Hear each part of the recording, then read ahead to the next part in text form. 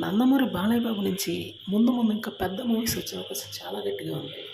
ప్రస్తుతానికి shooting జరుపుకుంటున్నటువంటి NBK 109లో Jagapathi బాబు కూడా ఉన్న విషయం మనకు తెలిసిందే. అయితే బాబీ డియోల్ కూడా ఎలా ఉన్నాడు కాబట్టి విలన్స్ అయితే చాలా బలంగా ఉండబోతున్నారు ఈ మూవీలో.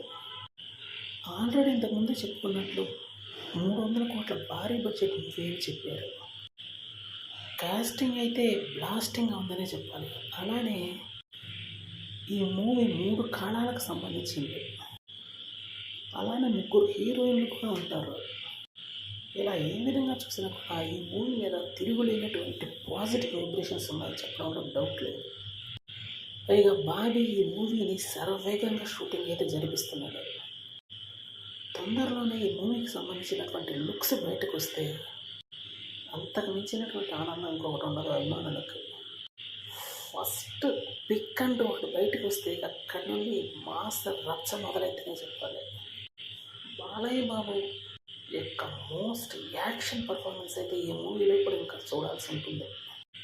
బాబీ తనదైన శైలిలో ఈసారి మామూలుగా కనబట్టబోవట్లేదు.